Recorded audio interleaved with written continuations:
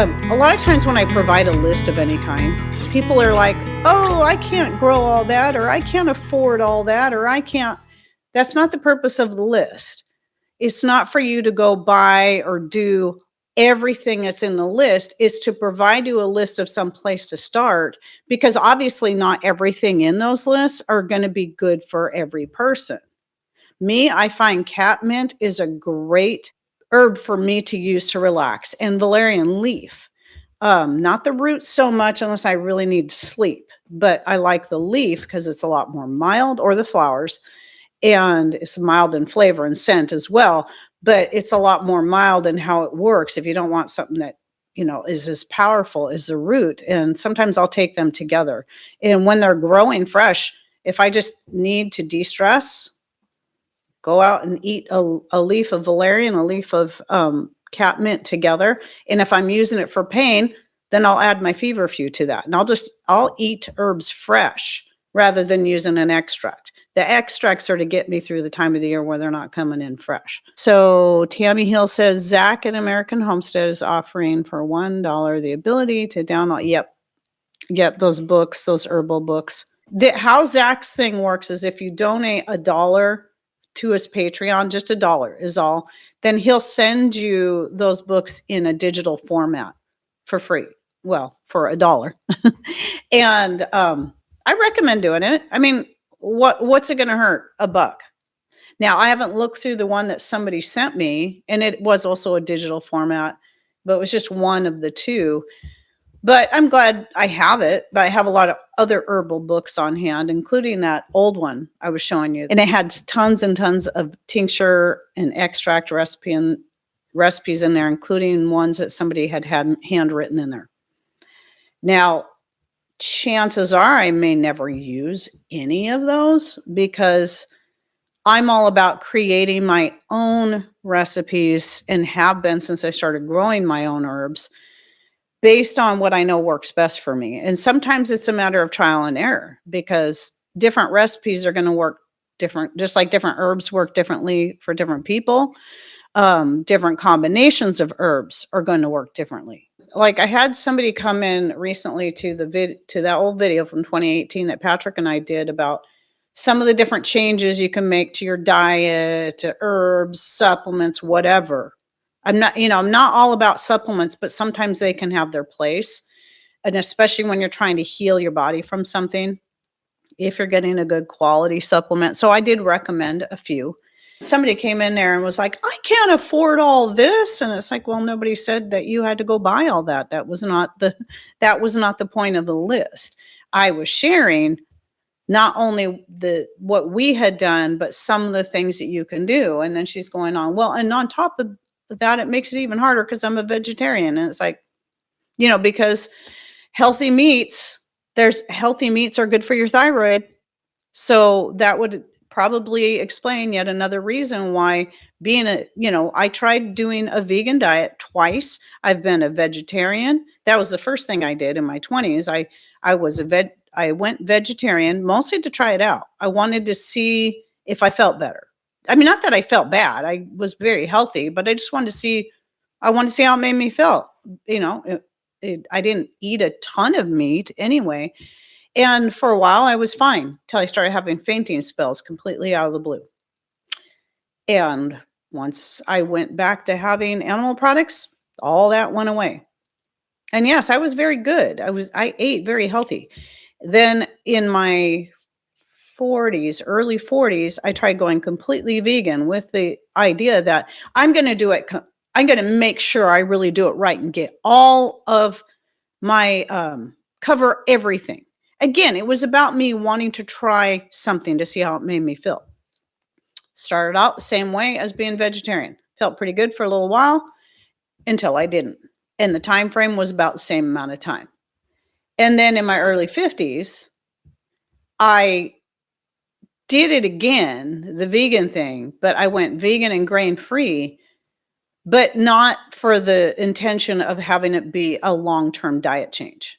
I was only going to do it for a week. And I thought, okay, I'm going to extend it out another week. I'm feeling pretty good.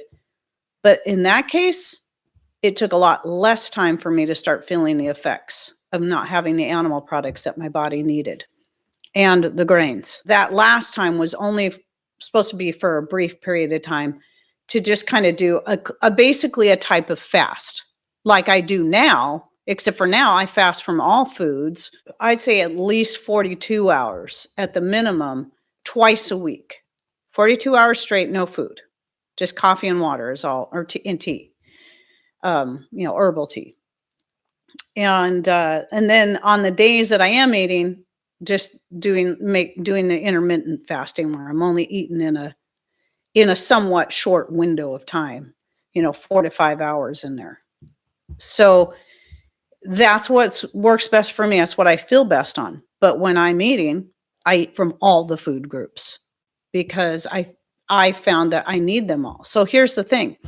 If being a vegetarian or a vegan is not helping you out and it's not helping your thyroid to get better, or it's making you dizzy, or it's making your teeth get loose and your hair fall out, it's probably time you rethought your diet. I'm not saying it's wrong to be a vegan or to be a vegetarian. What I'm saying is that it might be wrong for you. And this is one of the things that is super important that people need to understand. You get people from every diet fad there is out there that they've done this. They've done the carnivore, they've done the grain-free, they've done the paleo, they've done the this, they've done the that, and it's worked really good for them for at least a time. And so they start pushing that and promoting that and making everybody feel that that's what they have to do, and everything else is poison.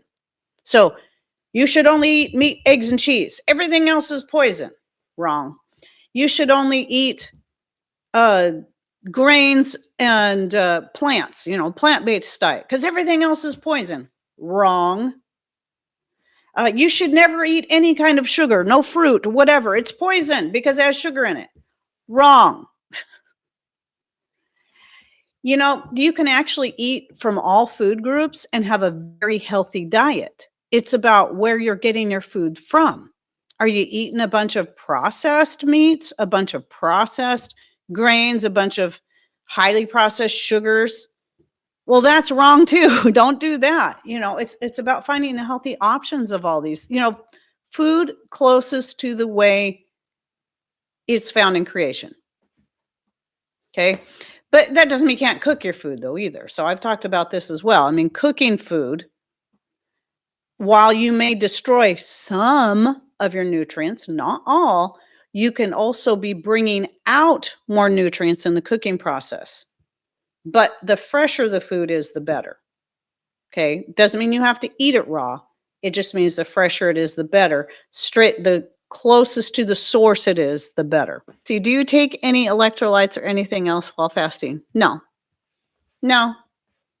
The closest thing I do is I take my eggshells, and sometimes I'll take a B complex, but that's not just because I'm fasting. That's just because sometimes I think I might need a little bit more B vitamins, but I don't do that every day. I don't even take the eggshells every day. I just try to, because sometimes I just forget. But I'm getting all those minerals, and I know those minerals are really important. They're important for my bones, and especially being a woman of my age, getting those minerals any age really, man or woman. But us women, that once you go into menopause and you start having more mineral loss, and so it's important to replace that as much as possible.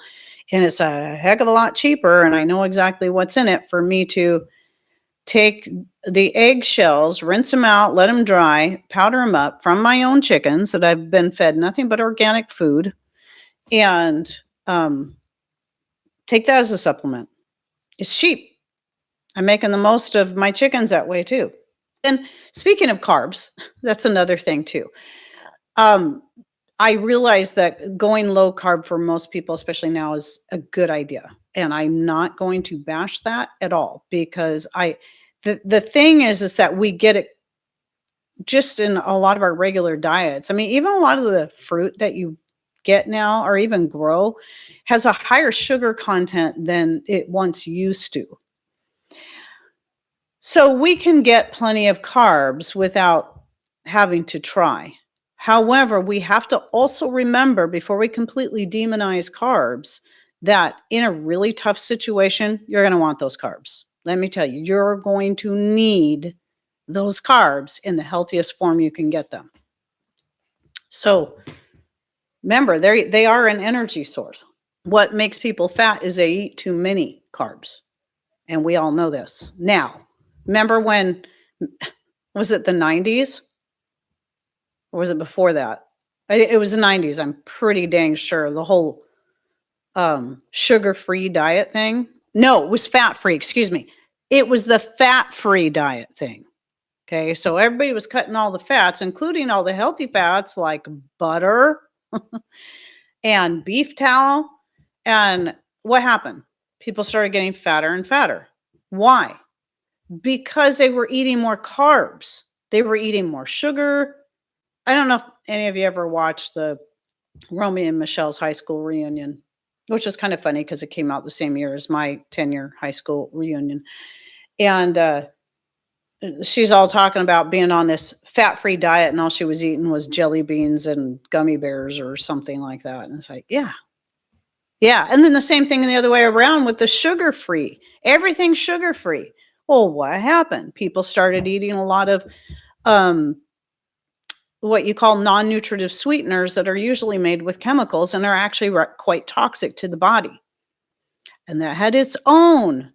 It actually, in a lot of cases, made a lot of people fatter because it made them crave. Okay, what happens when you start taking non-nutritive sweeteners? Your sense of taste tastes the sweetness, but your body doesn't recognize what that is. There's no nutrients in it. Where's the energy in that? There's no energy in that. So then what happens is you naturally start craving more sugar or high carb foods, be it pastas, potatoes, or whatever. So that's why the sugar-free thing doesn't work in trying to lose weight unless you don't eat anything at all. So why is it was so common? You'd see somebody with a diet soda in one hand, and a candy bar in the other. They're thinking that the diet soda is going to cancel out the candy bar. That's not how it works. So you just got to, with every fad diet, you got to make sure you're looking at everything. And just because it works really good for somebody else doesn't mean it's going to work good for you. And just because it's working good for you initially doesn't mean it's going to be good for you long term. My mom was diabetic, but she would drink a lot of, like, Crystal Light was her thing. And I kept trying to tell her, Mom, that stuff is so bad for you. And I really think it was one of the contributors to her death. She was in her first half of her 70s. Why is it I can't even, was she 75, 74, 75? Sometimes I'm surprised she made it as long as she did with all of the stuff she was buying into and consuming from doctors and the health experts and all that. I believe I'm justified in blaming the medical community for a lot of my mom's health problems, but she was also to blame. She bought into a lot of stuff, and she wouldn't always listen to reason until about the time it got too late. She finally started to listen to me. And that was when she asked the doctors, because she had all the signs of dementia for a short period of time there. And I asked her, I said, she was telling me how she was on all of these antidepressants. She wasn't depressed. That's not why she was on antidepressants. They were putting her on all these antidepressants just to dealing with the pain from a botched surgery that they caused twice. They botched it up. It was a knee surgery. Botched it up the first time, went to fix it the second time, and it was still botched. So she spent the rest of her remaining years not being able to walk well because of the damage they caused to her knee. And so what did they do to fix it? Oh, let's put you on 4 different antidepressants all at once. That way, we can just keep making you more sick. Well, when she finally listened to me and started talking to her doctors about why am I on all of these medications, I'm not kidding you. This is absolute 100% fact. She had a fishing tackle box full of drugs. Now, I will say some of those were supplements, but a lot of them were the drugs that they had her on. I'm not lying to you. I'm not exaggerating. It was a fishing tackle box full of drugs. And half the time she couldn't remember which one she was supposed to be taking when, because they messed her brain up so bad. Well, when she finally approached the doctors and said, will you look over my medications? Why am I on all this? And they realized she was on all those antidepressants. They took her off of them. I mean, she was pretty old by that time as far as how old she was when she died. She was already at the end of her life, but at least she got most of her mind back. And I was actually able to talk to her on the phone like I used to be able to talk to her years prior, before they did that to her. And it was nice that in the whole last year of her life, I was able to talk to her nearly every day on the phone, and we could have a coherent conversation. And it's like, just imagine how much better she would have been had she either A, never gone on all that stuff, or that stuff was taken care of long before that. Because here's a lot of times what happens. They might even be good doctors, but they're not paying attention half the time to what all the many things are. If they look at it, oh, okay, well, let's put you on this drug. Let's put you on that drug. No tests being done on the interactions of having somebody on 4 antidepressants at once, on top of the many other drugs they're on for whatever else they claim that person needs to be on. I'm not saying there aren't some that she, being a diabetic, I'm sure there's some that she kind of needed to function, but I could be guaranteed there was probably a lot more they could have taken her off of. So yeah, I do have a lot of animosity towards the way some things are handled. This does not, let me clarify, mean that all doctors are bad. It doesn't mean that all doctors are out just to get your money. There are good doctors out there. There are that actually care about you. You just need to find them.